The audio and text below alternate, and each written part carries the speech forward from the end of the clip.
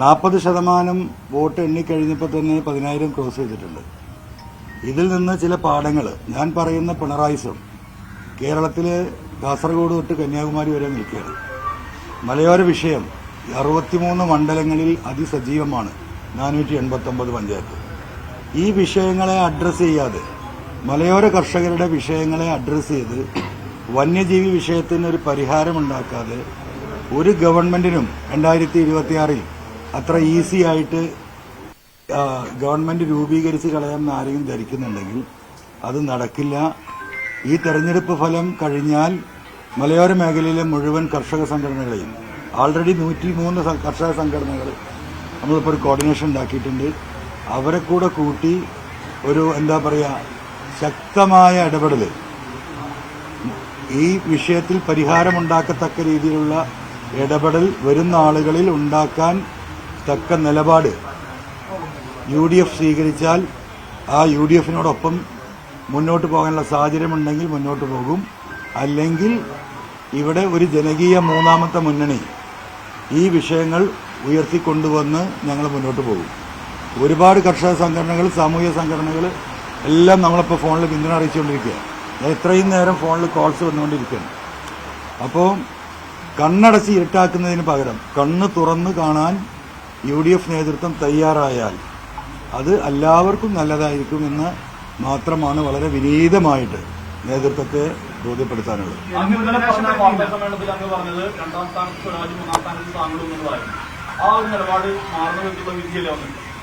വിധി പറയാനായിട്ടില്ലല്ലോ. 40% അത് voting percentage final നിങ്ങൾക്ക് കാണാം. നിങ്ങളിപ്പോ UDFന്റെ എന്ത് അടിസ്ഥാനത്തിലാണ് പറയുന്നത്? ഇല്ല, UDFന്റെ വോട്ടാണ് ഞാൻ പിടിക്കുന്നത്. എന്ത് അടിസ്ഥാനത്തിലാണ് പറയുന്നത്? എന്ത് അടിസ്ഥാനത്തിലാണ് പറയുന്നത്? നിങ്ങളിപ്പോ ചോദിച്ചു LDFന്റെ വോട്ടാണ് ഞാൻ പിടിക്കുന്നത് എന്ന് ഞാൻ പറഞ്ഞപ്പോ നിങ്ങൾ ചോദിച്ചു, നിങ്ങൾ പറഞ്ഞുകൊണ്ടിരിക്കുക UDFന്റെ വോട്ടാണ് പിടിക്കുന്നത്. എന്തിന്റെ അടിസ്ഥാനം? അല്ല, അത് നമുക്ക് പറയാനായിട്ടില്ല. ഫൈനൽ വരട്ടെ. ഫൈനൽ വരുമ്പോൾ നമുക്ക് പറയാം.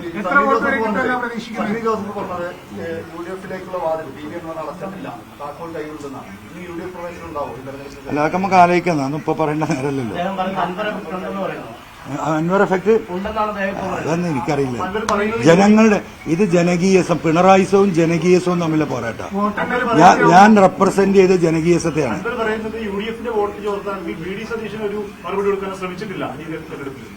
BD സതീശന്റെ എന്ത് ഘടകം? ഞാനെന്താ പറഞ്ഞത്?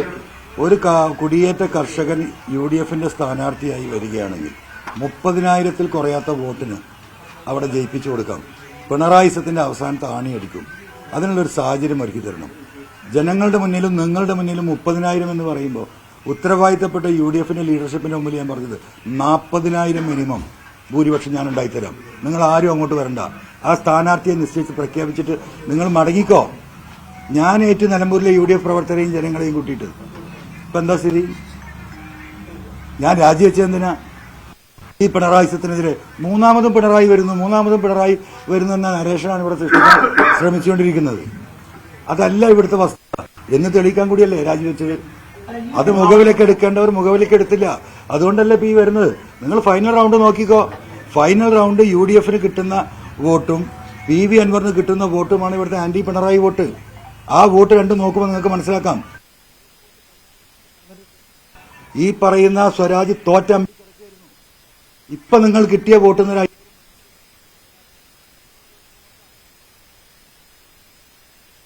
അത് ജയിച്ചോട്ടെന്ന്. അല്ല, കണ്ണു തുറക്കണ്ട, കണ്ണടച്ചോട്ടെ. എനിക്കെന്താ കുഴപ്പം? കണ്ണടച്ചോട്ടെ. താങ്കൾ കണ്ണടപ്പിക്കാനോ വന്നെങ്കിൽ താങ്കൾ കണ്ണടപ്പിച്ചോ. കുഴപ്പമെന്ന്. Who case? ഞാനൊന്നും പ്രതീക്ഷിക്കുന്നില്ല. ഞാൻ ജനങ്ങളുടെ സപ്പോർട്ടാണ് പ്രതീക്ഷിക്കുന്നത്. ഒരാൾ ചെയ്യും.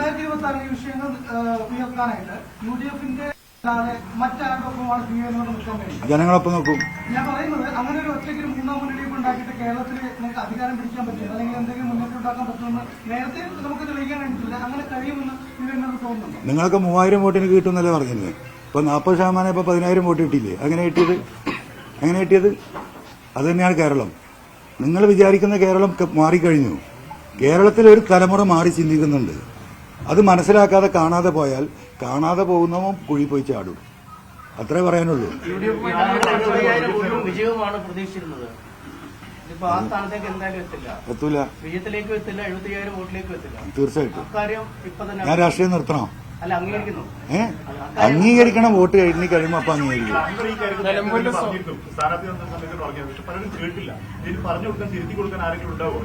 അറിയില്ല. നിലമ്പൂരിൽ സ്വാധീനം ഉണ്ടെന്ന് തെളിഞ്ഞോ? അത് സമ്മതിച്ചോ? എന്നാ പിന്നെ നമുക്ക് നിർത്താം.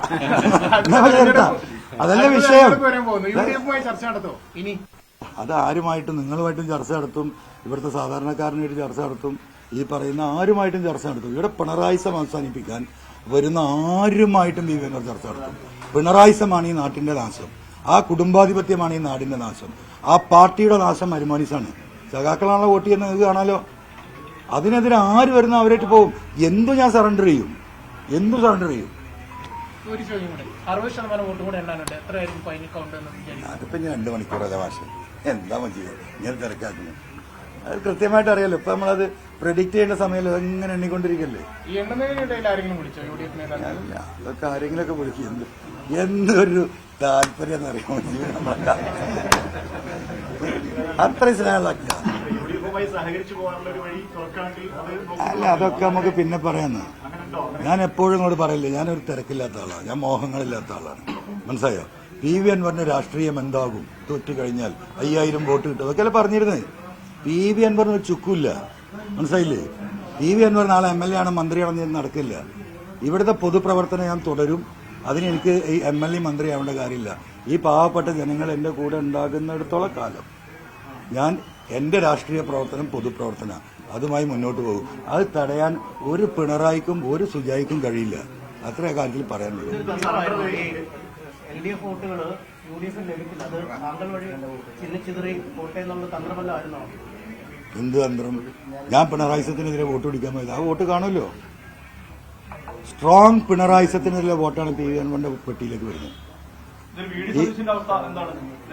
എനിക്കറിയില്ല, പുള്ളിക്ക് എന്താ കേസുണ്ടോ? അപ്പോ